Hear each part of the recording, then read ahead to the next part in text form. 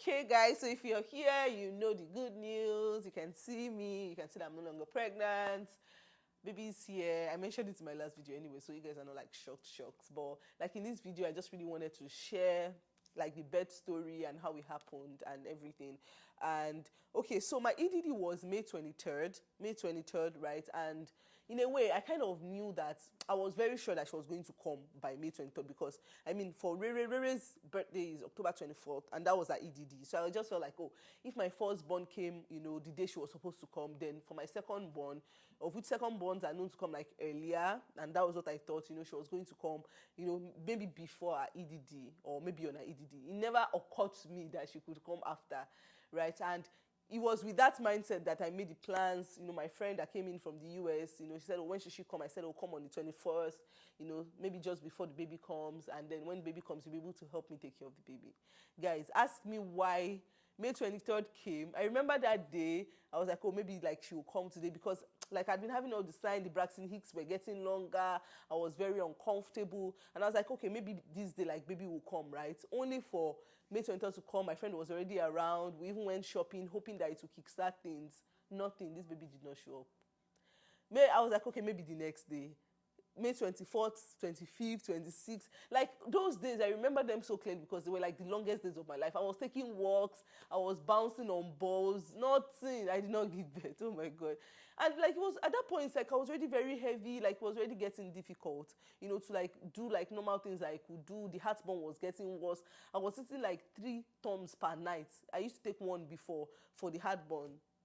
So it was already getting very discouraging and all of that.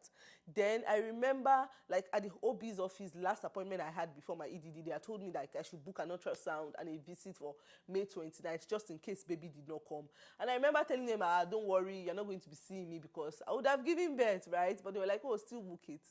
And this is where, the story really starts to get interesting, right? Because I went on May 29th. I was already determined that I was going to ask my OB, maybe to ask them, to induce me, because my babies like get big. Rere was 3.7 at birth, so I knew that this one was probably around that size as well. And if I was going to push her out, I wanted that to be in a size that I could push out, right? So I went for the ultrasound, and then during the ultrasound,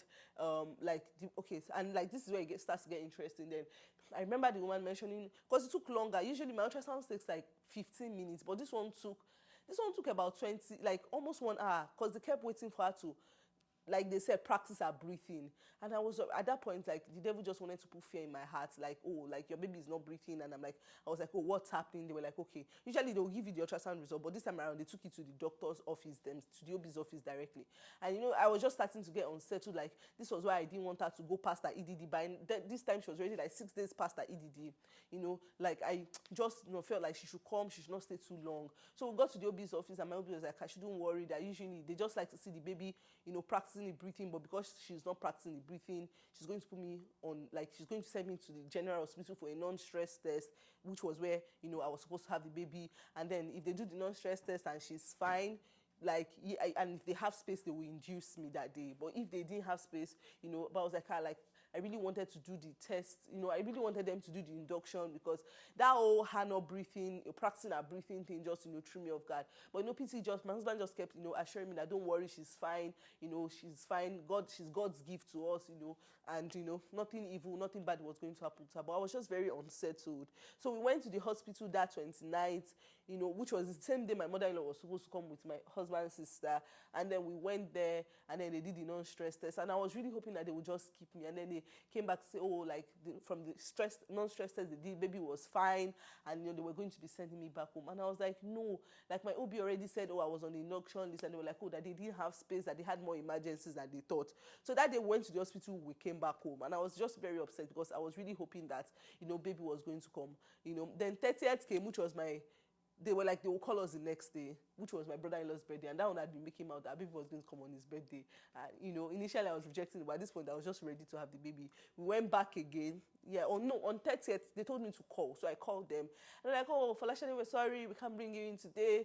We had so many emergencies. And I was just upset, like, you guys told me that, I'll be able to come in, the next day.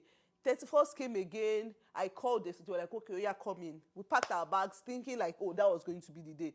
Got there, they did a non-stress test. Came back again to say, oh, sorry, we don't have space, we have so many emergencies, there are more people whose babies are not fine that we need to help, and all of that. And I was just like, at that point, I was very upset, and I was like, no, I'm not leaving this place until I talk to the OB that keeps sending me back. So they say, okay, go and wait in the early labor room. I was there with my box. I was just very upset. I felt like, because healthcare was free, maybe they were not prioritizing us or something, And then the OB now came, and then it was like, he's so sorry, like he's just not sending me back home. It's because they really don't have the space, and if they want to induce me, they want to make sure that they have the capacity, and the rights, like they want to be able to make sure like I have a room and they have a nurse assigned to me that I shouldn't worry, it's still on call tomorrow, they will bring me in tomorrow. Of which, by that time, it was already May 34, so this was obvious that we're no longer having a May baby. Of which, my husband is May born, his brother is May born. We just had so many May born people that really wanted us to come. But at that point, it wasn't even about what anybody wanted anymore. It was just about getting the baby out. So we went back home, like we're upset, but I really like the fact that the doctor came to speak with me and just like calmed me down.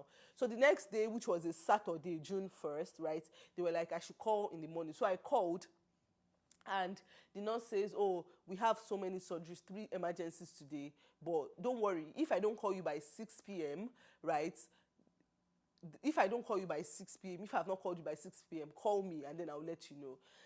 Taking like this time around, I was already used to them like saying that, we don't have space anymore. I was just like, at this point, I was just like, God, and this was already June for Saturday, I was just like, God, I'm just going to trust you for favor. And I just kept praying in tongues that they will have room for me, that they will make room for me. Then by 4 p.m., I just got the call, and they're like, hi, Eniola. Yes, and they were like, we have room for you now, you can start coming. And I was just so excited. I know that there's a lot of bad press about getting an induction, but guys, this one I was excited to get it. Which brings me to the second part of the story, the whole induction process. So like how like induction is said to like be painful, and people are like, inductions are really painful. I know people even like pray against it and all of that. And I was like, God, like, I was just thinking about it, like, why am I getting an induction? This is my second baby, it should be easy and all of that. But one good thing that getting postponed and getting sent back home did for me is that rather than get bitter and get upset, and God really helped me, I just kept going back to God's word, to the confessions that I had, that this birth will be fast, it will be easy, the mind of the staff, is favored towards me, they know what to do, and that whole period really helped to prepare my heart. From that Wednesday, when we went to the OB's office, to the Saturday that they told me to come in, just really helped to prepare my heart, like saying I will not be afraid, no matter what he said about inductions, this labor will be fast, it will be easy, And another thing I really prayed for was that I would not need oxytocin, because I know that that's like the main cause of the induction pain. So we got there, they were like, okay, by this time, I'd been dilated to like 3 centimeters. I forgot to mention that my OB checked me, when I went on the 20th, and she was like, I was about 2 centimeters, and before then I had done a membrane sweep, and then I was like 1 centimeter. So like I was progressing, I was dilating, but contractions were just not consistent. So by the time I got admitted, they gave me a room. The doctor came in and checked and said, I was 3 centimeters dilated. And they were like, because I was already 3 centimeters dilated, we're going to break my water. But it was like usually when it breaks people's water, like contractions don't start on their own, but that they usually need to give them oxytocin. And I'd been praying that I would not need oxytocin, and that, I would just the induction would be smooth. I didn't even know how it was going to go, but the doctor was like, if they break my water and my contractions start naturally, that they won't need to give me oxytocin. But I said, like, in most women, I should just know that they give them 2 hours, but usually most women, nothing happens, they just have to give them. In my heart, I was like, no, for me, this labor is going to start naturally, just once you break the water. Guys, ask me why, once you broke the water, like 5 minutes later, I started having contractions, like strong contractions, like textbook, like I was having contractions, they were 5 minutes apart, they were 1 minute long. And by the time it came back, 1 hour time, I had moved from 3 cm to 5 cm, such that they didn't even need to give me oxytocin, right? It was just exactly what I prayed for. And that really, I feel like that really made a huge difference, in my induction, in the induction experience. And I just wanted to share that. The fact that someone has said that, something is supposed to be painful, and you have to go through it, does not mean that has to be your experience. You can superimpose God's word, and at that point, like, they were like, do you want the epidural? Yes, I have a cold. So I took the epidural, and from there, like, things were, like, easier because, like, the pain was kind of gone. Pain was gone, but I was still feeling pressure every time I had a contraction. So this was already around 12 a.m. No, it was already around 1 a.m. They broke my water around 12 a.m. that was already June 2nd. So from 12 a.m., I can't remember clearly now, but from like 12 a.m. to like 5 a.m., I had moved from 5 centimeters to 7 centimeters.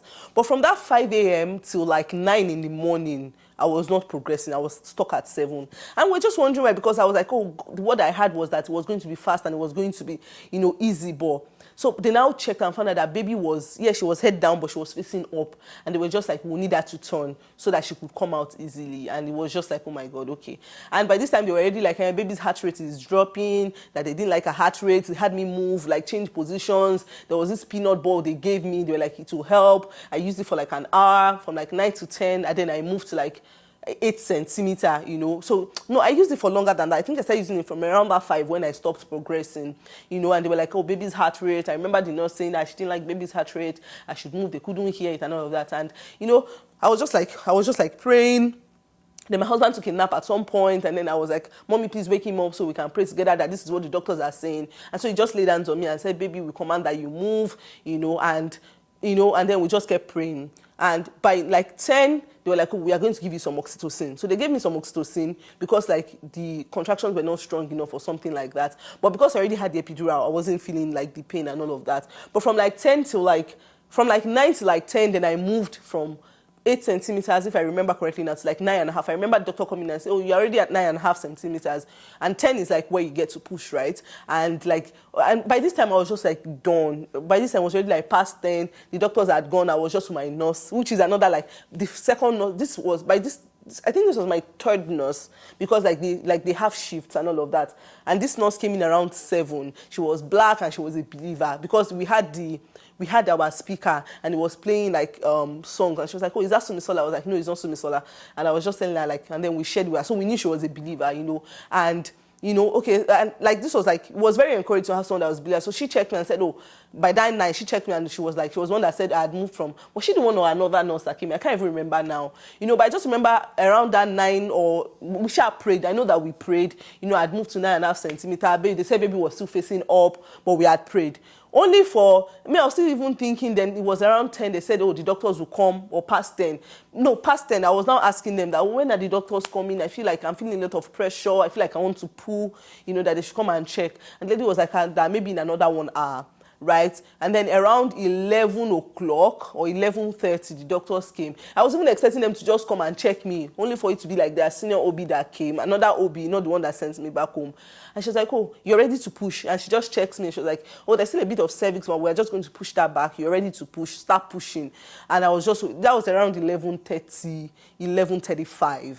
Yeah, around that time. And because at that point, I was just tired. Yes, I had the epidural, but I had been in labor for over 12 hours and I was just done, I just really wanted to give birth at that point. Like, the baby should just come. And I remember just feeling so uncomfortable. When they were like, I could push, God. When they say pushing in movies and you see them push and they are shouting, that's not how they push you. This one, you push as if you want to poo-poo.